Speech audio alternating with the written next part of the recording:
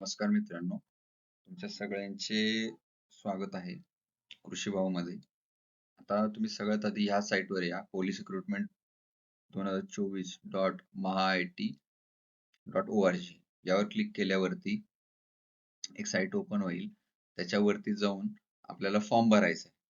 तर फॉर्म भरताना कुठली काळजी घ्यायची आहे, कुठकुठले त्या अटी नियम त्या बऱ्याचशा आहेत बारीक बारीक, त्या तुम्ही खूप लक्षपूर्वक बघा.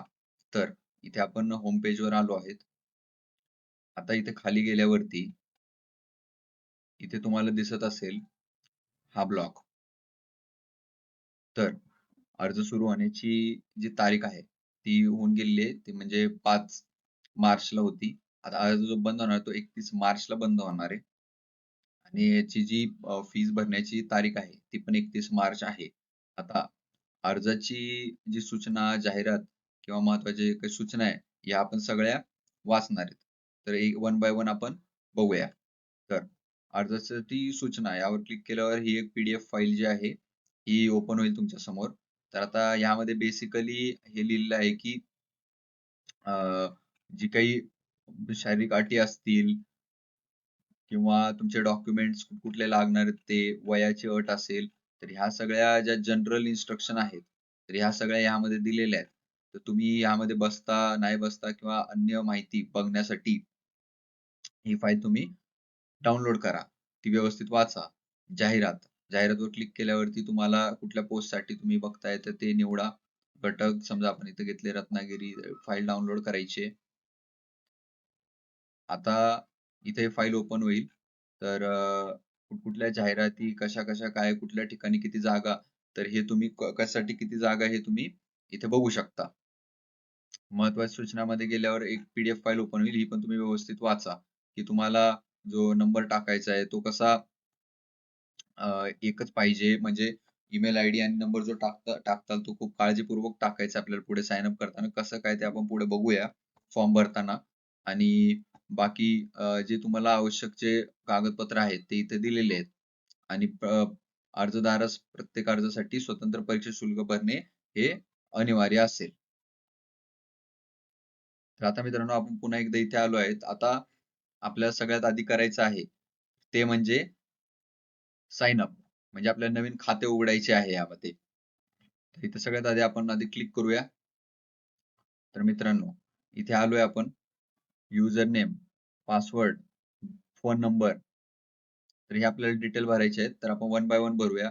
तर तुम्हाला सांगायचे म्हणजे जर का तुम्ही खाली गेले तर जिथे जिथे स्टार आहे तिथे माहिती आपल्याला भरायची आहे. तर ऑलमोस्ट आपण जर इथे बघतोय की सगळीकडे स्टार आहे. तर आपण ही सगळीच माहिती आता भरणार आहोत वन बाय वन. मित्रांनो इथे लिहिले बघा, भविष्यातील पत्रव्यवहारासाठी कृपया वैध ईमेल आयडी ची नोंदणी करा. तर पुढे जे काही ईमेल्स येणार आहेत तर ते तुमच्या ह्याच आयडी वर येणार आहेत. म्हणून हा ईमेल आयडी आणि याचा पासवर्ड जो कुठला तुम्ही टाकाल तर तो एकदम व्यवस्थित तुम्ही कुठेतरी लिहून ठेवा, नोट करून ठेवा. इथे आपण आता ईमेल आयडी आणि सगळे डिटेल भरूया. ईमेल आयडी आपण भरलाय मित्रांनो. आता पासवर्ड निवडताना एक गोष्ट लक्षात ठेवा. पासवर्ड जो पाहिजे, आता बघा, आता जसं की आपण एक रॅन्डमली एक नंबर एक पासवर्ड निवडूया. इथे काय येते बघा. हे बघा पासवर्ड मधील 0 ते 9 पैकी किमान एक अंक असावा. एक तरी अंक पाहिजे. लहान मोठ्या लिपीत किमान एक वर्णाचा अक्षराचा समावेश असावा. म्हणजे कॅपिटल किंवा स्मॉल एक तरी त्यामध्ये लेटर पाहिजे.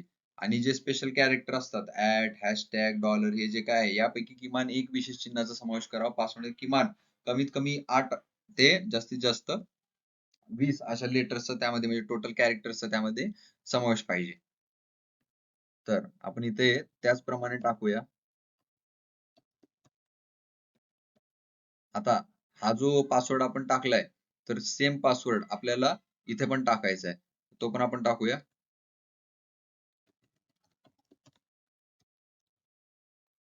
आता भ्रमणध्वनी क्रमांक म्हणजे आपल्याला फोन नंबर इथे टाकायचा आहे.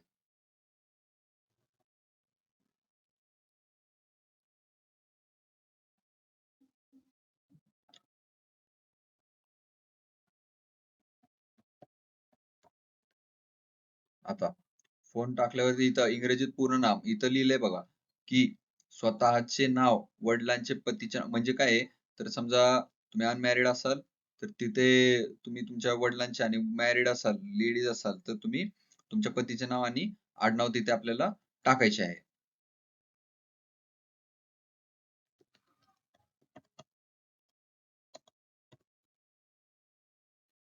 नाव हे इंग्रजीमध्येच टाकायचे आहे.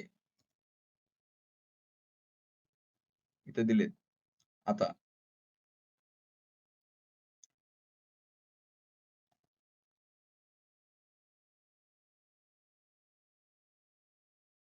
ऑटोमॅटिक इथे नाव येईल. इथे तुम्हाला तुमचे जेंडर सिलेक्ट करायचे आणि तुमचा आधार कार्ड क्रमांक. आता व्यवस्थित आधार नंबर टाकल्यावर इथे कॅप्चा टाकायचा. आता इथे आपण रजिस्टर करूया. तर मित्रांनो, इथे आता आपल्याला रजिस्ट्रेशन झालं. Please check your email for verification link. Please check spam folder, म्हणजे आपल्याला स्पॅम फोल्डर किंवा आपल्या ईमेलच्या रेग्युलर इनबॉक्स मध्ये आपण चेक करायचं आपल्याला व्हेरिफिकेशन ईमेल. तर इनबॉक्स मध्ये आपण आता आलेलो आहेत मित्रांनो. आणि तुम्ही जसं इथे बघू शकता की इथे अशा प्रकारे की ईमेल लिंक येईल, यावर आपल्याला क्लिक करायचंय. तर इथे आपण बघतोय की आपलं रजिस्ट्रेशन जे आहे ते सक्सेसफुली झालेलं आहे. आता आपला जो ईमेल आयडी आहे आणि त्याचा जो पासवर्ड आहे, ईमेल आयडी आपल्याला ऍज अ युजर नेम आणि आपला पासवर्ड तो रेग्युलर जो आपण ठेवलाय मगाशी, तर तो आपण तिथे टाकून लॉग इन करायचा. हा. तर आता आपण पुन्हा एकदा या आपल्या पेजवर आलेलो आहे. आता इथे आपल्याला ईमेल आयडी आपला टाकायचा आहे. तिथे आपण लॉग इन वर क्लिक करू. इथे माझं नाव, मोबाईल नंबर, मेल, जन्मतारीख जे आपण आता बघूया पुढे कसं काय आहे ते सगळं अपडेट करूया आणि आधार नंबर आलेला आहे. तर अशा प्रकारे आता आपलं प्रोफाईल हे फक्त साइन अप झाले. आता आपल्याला अर्ज भरायचा आहे, तर त्यासाठी आपल्याला इथे जायचंय. अर्ज आणि छायाचित्र स्वाक्षरी अपलोड करा. तर आपल्याला सगळ्यात आधी पदासाठी अर्ज करायचा आहे, तर तिथे आपण क्लिक करूया. तर मित्रांनो, ही स्क्रीन आलेली आहे. तर आपल्याला इथे जर का आपल्याला जसं की दिसतंय की वैयक्तिक तपशील हे आधी आपल्याला पूर्णपणे भरायचे. त्यानंतर पुढची स्टेप आहे ते आहे आरक्षण तपशील, त्यानंतर आहे संपर्क तपशील, त्यानंतर इतर तपशील आणि मग ही सगळ्यात शेवटची स्टेज असणार आहे. तर आपण वन बाय वन बघूया. तर सगळ्यात पहिल्यांदा आपल्याला स्वतःचं नाव लिहायचंय आणि ते इंग्रजीत लिहायचं. तुम्हाला जर का वाटलं की आता जसं की माझं इथं आडनाव हे थोडंसं वेगळं आहे, तर आपल्याला इथे सजेशन पण येईल, ते पण करू शकता. किंवा सरळ आपला कीबोर्ड मराठीत टाईप करून आपण तुम्ही टाकू शकता. इथे पद, तुम्ही ज्या पदासाठी अप्लाय करताय ते पद तुम्हाला सिलेक्ट करायचं. इथे एक लक्षात ठेवा मित्रांनो, तुम्ही एका पदासाठी एकदाच ऍप्लिकेशन करू शकता. म्हणजे पर पर्सन तुम्ही 5 वेगवेगळ्या पदांसाठी तुम्हाला जे कुठले पद पाहिजे म्हणजे त्यासाठी तुम्ही अप्लाय करू शकता. पण एका पदासाठी एकदाच अप्लाय करू शकता. तर इथे आपण आता क्लिक केले. तर इथे घटक तुम्ही कुठल्या ठिकाणासाठी तुम्ही हे करताय, अप्लाय करताय, तिथे आपण आता क्लिक करूया. आता हा ही पहिली स्टेज आहे आपली. इथे आता आपण नेक्स्ट करूया. तर बघा मित्रांनो, तुम्ही बघू शकताय की ते आरक्षण तपशील या ह्याच्यावर आलेलो आहे आपण. तुम्ही नक्षलग्रस्त सवलतीस पात्र आहात का? जर का तुम्ही असाल तर होय, नसाल तर नाही करा. अंशकालीन आहात का? होय असेल तर होय करा, नाही असेल तर नाही करा. माजी सैनिक आहात का? होय असेल तर होय, नाही असेल तर नाही. आता वन बाय वन भूकंपग्रस्त आहात का? होय असेल तर होय, नाही असेल तर नाही. होमगार्ड आहात का? तुम्ही इथे खेळाडू असाल तर खेळाडू पण टाकू शकता. प्रकल्पग्रस्त आहात का? तर होय, नाही हे तुम्ही टाकू शकता. पुन्हा आपण माजी सैनिकांवर अवलंबून असलेले उमेदवार आहात का? तर होय किंवा नाही ते तुम्ही टाका. ज्या जात प्रवर्गातून करू इच्छिता म्हणजे इथं तुमची कास्ट कुठल्या कॅटेगरीमध्ये आहे तर ते तुम्ही टाकू शकता. जावक क्रमांक, जात प्रमाणपत्र तुमच्याकडे कास्ट सर्टिफिकेट असेल त्यावर एक जावक क्रमांक असतो तो टाका. दिनांक कधी काढले ते टाका. शिक्षण, तुमचं शिक्षण इक्विव्हॅलंट म्हणजे 12वी किंवा इक्विव्हॅलंट म्हणजे डिप्लोमा ते झालं असेल तर तुम्ही ते टाका. 12वी झाली असेल 12वी. आणि उत्तीर्ण प्रमाणपत्र क्रमांक, तुमचं जे पासिंग सर्टिफिकेट असतं त्याच्यावरती एक क्रमांक असतो तो तुम्ही टाका. जन्मदिनांक टाका, इथे वय येईल आणि मग त्यानंतर पुढील पृष्ठावर क्लिक करा. तर तुम्ही आता इथे बघू शकता की आपण तिसऱ्या स्टेपवर आलेलो आहे. संपर्क तपशील यामध्ये संपर्कासाठीचा पत्ता तुम्ही आता राहत्या घराचं तुमचा ऍड्रेस टाका इथे. संपर्कासाठीचा पत्ता टाका. परिसर म्हणजे इथे इमारतीचे नाव किंवा घर क्रमांक, फ्लॅट नंबर जे काय असेल ते इथे टाका. परिसराचा एरियाचं नाव टाका. तुमचा जिल्हा टाका. मुक्काम पोस्ट टाका. पिनकोड टाका. राज्य टाका. आणि संपर्कासाठीचा पत्ता, रस्त्याचे नाव वगैरे हे सगळे डिटेल भरा. तर यामध्ये असे आहे की जिथे जिथे हा स्टार तुम्हाला दिसतोय तर तेवढेच फक्त भरले तरी चालेल. बाकीचे ज्या गोष्टी आहेत त्या ऑप्शनल आहेत. आता खाली आल्यानंतर इथे स्थायी निवास तपशील आणि संपर्कासाठी पत्ता एकच आहे. म्हणजेच समजा तुमचा मूळ जो ऍड्रेस आहे तो आणि तुम्ही आत्ता समजा दुसरीकडे राहत असाल तो समजा वेगळा असेल तर तुम्ही इथं सगळे जे डिटेल्स आहेत म्हणजे वरती मूळ पत्ता तुम्ही टाकलाय पण आता खाली तुम्ही तुमचा आत्ताचा करंट जो कुठला ऍड्रेस असेल तो तुम्ही तिथे टाकू शकता आणि समजा सेमच असेल तर तुम्ही इथं टिक करू शकता. म्हणजे राहतं घर तुमचं आणि आता तुम्ही जिथे आहेत ते दोन्ही सेमच आहेत तर तुम्ही हे करू शकता. आणि त्यानंतर तुम्ही पुढील पृष्ठावर क्लिक करू शकता. पुढील वर क्लिक केल्यानंतर आपण इथे इतर तपशील चौथ्या आयकॉनवर आता आपण इथे आलो आहोत. आता बघूया आपण याला कसे भरायचे आहे. तर धर्म धर्म इथं तुमचा जो कुठला असेल तो तुम्ही टाकू शकता. आता इथं पण पुन्हा तुम्ही बघू शकत असाल तर इथं जो स्टार आहे जिथे जिथे हा स्टार आहे तिथले तिथले जागा आपल्याला भरणं गरजेचं आहे. बाकीचे तुम्ही स्किप जरी केले तरी चालेल. आता शासकीय निमशासकीय सैन्य दलात सध्या सेवेमध्ये आहात का? होय असेल तर होय, नाही तर नाही. महाराष्ट्राचे आदिवासी डोमिसाइल ऑफ महाराष्ट्रीयन आहात का? होय तर होय, नाही तर नाही. कर्नाटकाचे आदिवासी आहेत का? होय तर होय, नाही तर नाही. आता तुम्ही महाराष्ट्राचे आदिवासी प्रमाणपत्र तुमच्याकडे असेल ते जावक क्रमांक टाकायचा आहे आणि दिनांक इथे टाकायचे. आता ज्या समांतर आरक्षणाचा लाभ घेऊ इच्छिता तो प्रवर्ग तुम्ही जर का या आरक्षणाचा लाभ घेत असाल तर यामध्ये दिलेले आहे बघा की तुम्ही जर का खेळाडू असाल, गृहरक्षक असाल, प्रकल्पग्रस्त असाल किंवा माजी सैनिक असाल, पोलीस अपत्य असाल किंवा सैनिकावर माजी सैनिकावर अवलंबून असलेले तुम्ही त्यांचे अपत्य असाल, मुलगा, मुलगी, पत्नी आणि किंवा तुम्ही 30% महिला आरक्षणासाठी सुद्धा तुम्ही इथे निवड करू शकता. आता इथं मला नॉन येत नाही माझ्यासाठी हा ऑप्शन नाहीये तुमच्यासाठी असेल तर तुम्ही क्लिक करू शकता. उमेदवार नॉन क्रिमिलियर मध्ये मोडतो का? जर का तुम्ही मोडत असाल तर होय टाका. नसेल मोडा तर नाही टाका. आता ओपन वाल्यांसाठी नॉन क्रिमिलियर हे नसते तर तुम्ही कास्ट मध्ये असाल तर तुम्ही होय म्हणू शकता.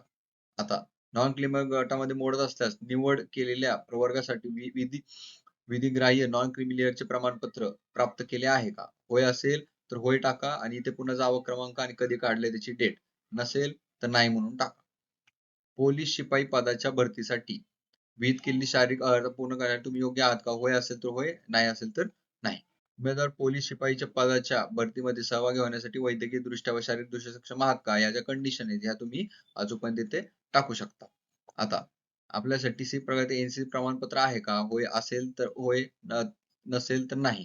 जर का असेल तर तुम्हाला हे बाकीचे डिटेल टाकायचे प्रमाणपत्र क्रमांक आणि कधी काढले ते. आपल्याकडे वाहन चालवण्यासाठी हलके मोटार म्हणजे LMV लाईट मोटर व्हेइकल परवाना आहे का? असेल तर होय, नसेल तर नाही. आता समजा तुम्ही नाही क्लिक केलं तर येतंय की आपणाकडे वाहन चालवण्याच्या परवाना नसल्यास तो तुम्हाला 2 वर्षाच्या आत सादर करावा लागेल. तर शक्यतो तुम्ही होयच करा. कारण 2 वर्ष आहेत आपल्याकडे सबमिट करण्यासाठी. आपणाकडे संगणक हाताळणी तुम्हाला जर का येते का कॉम्प्युटर वापरता?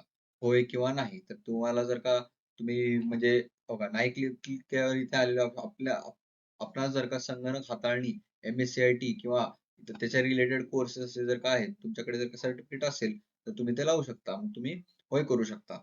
तर आपण आत्महत्याग्रस्त शेतकऱ्याचे आई किंवा वडील म्हणजे शेतकरी ज्यांचे आई किंवा वडील त्याचे पाल्य आहात का?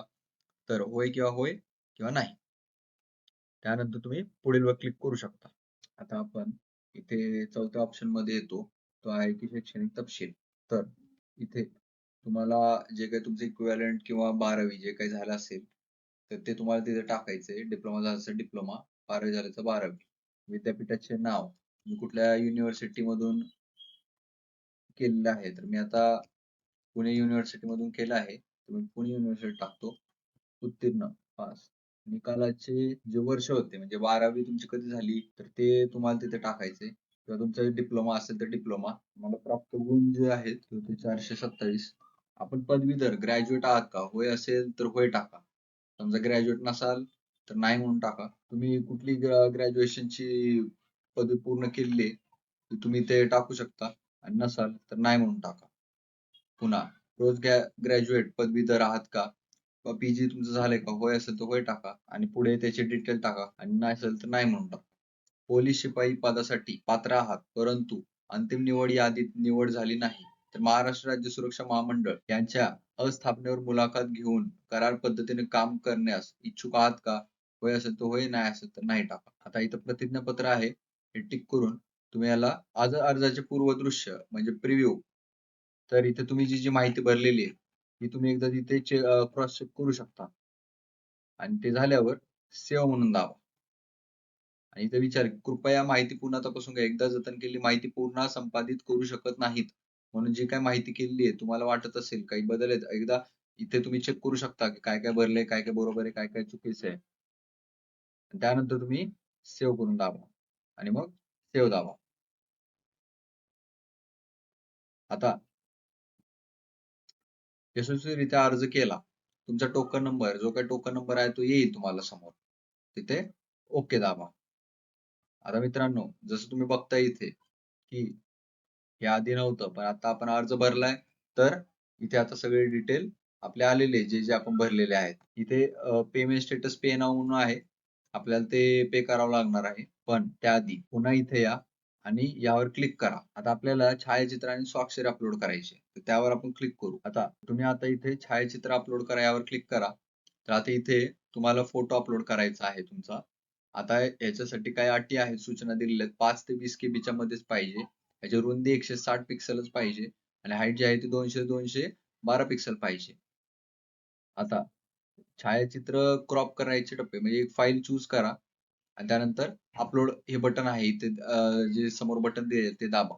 अपलोड बटनावर क्लिक करून निवडलेले छायाचित्र क्रॉप करा. म्हणजे तिथं आपल्याला ऑप्शन येईल ते आपण बघूया आता. छायाचित्र निवडल्यानंतर क्रॉप बटनावर क्लिक करा आणि आता सेव्ह क्रॉप फोटो म्हणजे जो क्रॉप केला फोटो आहे तो आपण टाकायचा त्यामध्ये. आता सेम असेच स्वाक्षरीसाठी पण दिलेले आहे. तर या स्वाक्षरीमध्ये जी रुंदी आहे 256 पिक्सल पाहिजे आणि उंची 64 पिक्सल पाहिजे. आणि स्वाक्षरी ही JPEG, PNG या आपल्याला फॉर्मॅटमध्ये पाहिजे. आता स्वाक्षरी करण्याचे जे क्रॉप करण्याचे जे टप्पे आहेत ते पण दिले आणि इथं बघा लेफ्ट बाजूला डाव्या बाजूला तुम्हाला इथे मराठीत त्यांनी चित्रीकरण पण त्याचे केले आहे. तर हे तुम्ही डिटेल टाकून त्यानंतर हे तुमचे सेव्ह होऊन जाईल. आता इथे मित्रांनो इथे आपण सगळे आपले जे काही डॉक्युमेंट आहे जसे की स्वाक्षरी झालं, फोटो झाले हे अपलोड केले. मग बॅक करा. बॅक आल्यावर तुम्ही पुन्हा इथे याल.